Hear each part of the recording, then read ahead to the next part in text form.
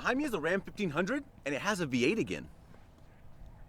And you can tell it's a V8 because of this logo right here. It makes 395 horsepower, which is way less than the Hurricane Inline 6, but an Inline 6 doesn't sound like this. Inside, you get a moonroof. I have these heated, ventilated, and massaging leather seats. I get a passenger screen, this giant screen with Apple CarPlay and Android Auto, 2 wireless charging pads, storage space in there, more storage space here, even more storage space there, and guess what's under here? More storage. I also get a head-up display, a digital display, a camera so it can steer for you, and look at this bug.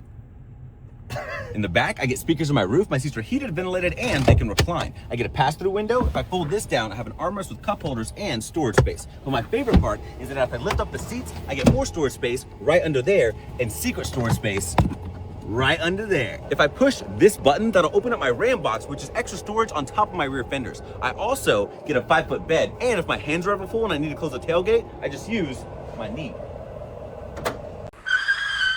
Want to ride? So this is the Electric Expedition. It's an e-bike with 2 batteries and one of the biggest racks I've ever seen. So obviously you can utilize this rack for whatever you want, gear or cargo, but you can also set it up like this so you can take your kids with you. To help your kids get in, you get steps right here. And once they're in, they can hold onto these bars for stability. And if you have smaller kids, you can add this seat with the harness. Also get disc brakes front and rear. I can adjust my preloads for my suspension, and even my seats have suspension. I also get blinkers in the back and this gorgeous LCD display. If I push and hold this button, it'll give me a tiny boost so that I can walk it up a hill if I need to. And in the front, I have a headlight. So with 1 battery, it can do 60 miles, but with 2 batteries, it can do 170. And it's pretty quick.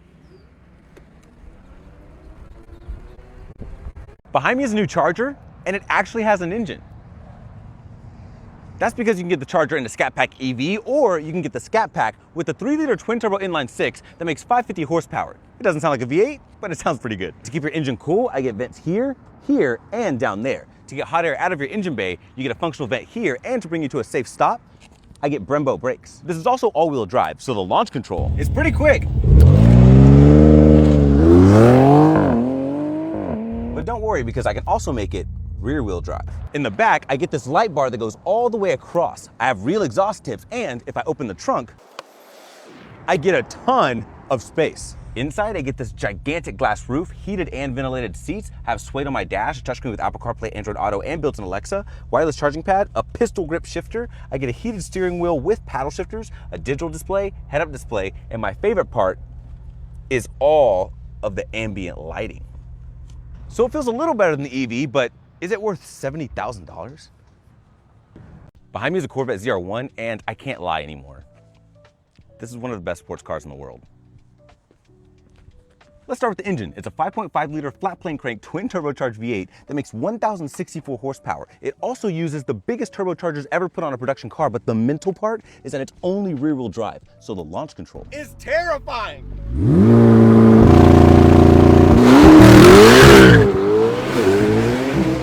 And it can shoot flames at night, stock. But it's not just about power. You get massive carbon ceramic brakes to bring you to a safe stop. I get carbon fiber dive planes and a carbon fiber splitter for front end stability. I have a radiator here, an area to cool my brakes, another radiator over there, and a third radiator right in here. Not only does this gurney flap add downforce at the front, but the air that comes out of this radiator is gonna go over the windshield, over the roof, and as it passes over all of these vents, it's gonna create a vacuum effect to suck out hot air. But we're not done. You get engine cooling here, brake cooling there, more engine cooling right there, and to make sure those tires stay in the ground, you get this massive carbon fiber wing. I love that every Corvette has a removable T-top. You also get these heated and ventilated bucket seats. I have a heated steering wheel with carbon on the top, bottom, and on my paddle shifters. I get a touchscreen right over here. I have a head-up display, digital review mirror, and another touchscreen. I have a wireless charging pad, my gear mode selector, 2 cup holders, another wireless charging pad, and a Bose sound system. How many supercars have all of that? This also has a top speed of 233 miles an hour. And this isn't even the most powerful one. Oh my God! Oh my God! Guys, I love cars so much. So this is the Ferrari 812 Superfast, and this is Shaw, who happens to own SSR Performance. They do exotic modifications, rentals, and collision repair. He also made the exhaust for this 812, and you're not ready.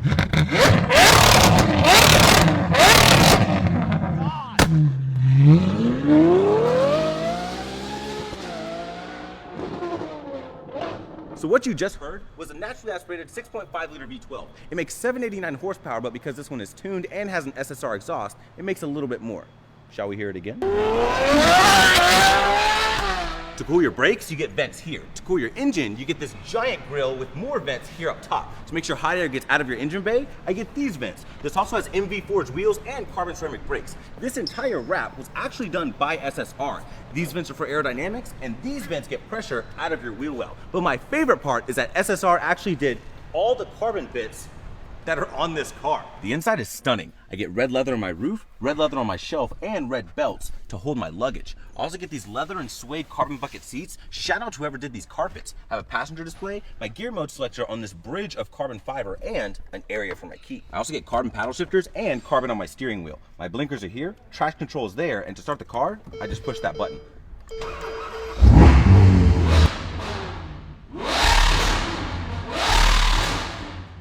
Behind me is the replacement for the Huracan. So behind your head, you get a twin turbocharged V8. It doesn't sound like a V10, but it does sound pretty good.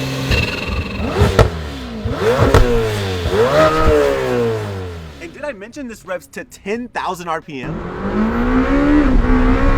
Oh my! But if you want to have a conversation or a phone call, I can drive off in EV mode. That's because you get one electric motor in the back and two in the front to make it all-wheel drive. It makes a total of 907 horsepower, and the 0 to 60 is 2.5 seconds.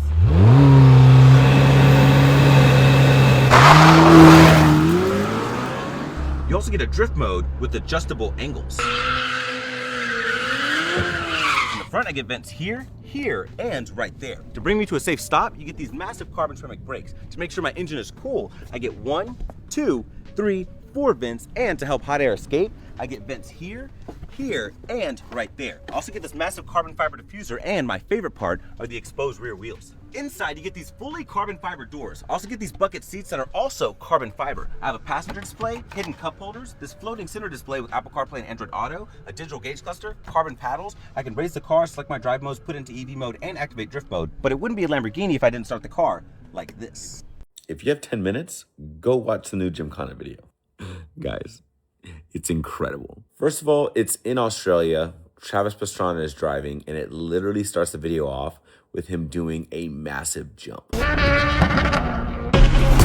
There's also a scene where he literally drives on the water.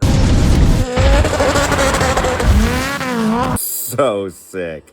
Okay, but let's talk about the car. It's the Subaru Brat 9500 Turbo, and it's nicknamed the Brataroo. So the engine is a 2-liter turbo boxer. It makes about 670 horsepower. The car weighs 2,857 pounds. So for reference, that power to weight ratio is like in the same ballpark as McLaren's 765 LT. But that's also in a vehicle that has 4-wheel drive, a sequential, long travel suspension, active aero, and it revs over 9,500 RPM, so it sounds obviously incredible.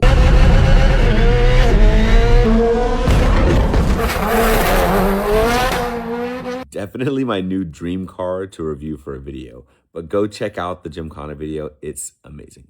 If you want the most comfortable Lamborghini Urus, get a Bentley Bentayga. So this is the Bentayga Speed, which means under the hood you get the same twin-turbo V8 that's in the Audi RS Q8, Urus Performante, and Porsche Cayenne Turbo GT. It makes 641 horsepower and has a higher top speed than all of those cars. I also get a wing in the back to keep it stable and a titanium Akrapovic exhaust on a Bentley.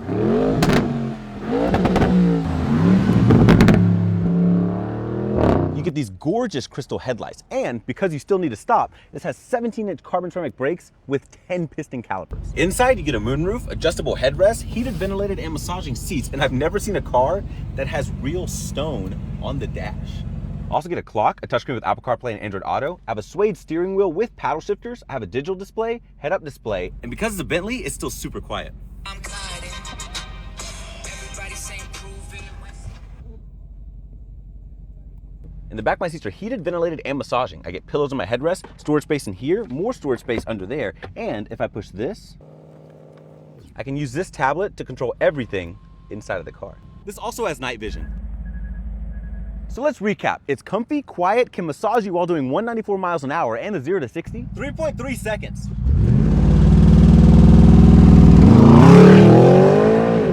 Kawasaki's really out here supercharging everything.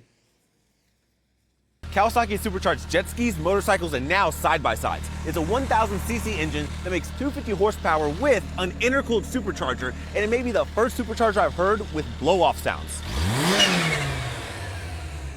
But the intake on this side is gonna cool your CVT transmission. And that may sound like a negative, but CVT is great in this thing. You just floor it.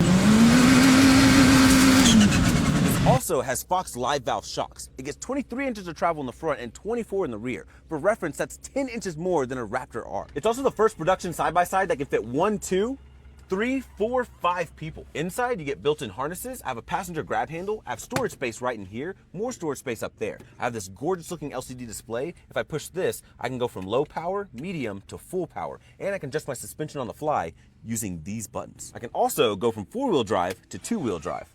Now, why would you want to do that?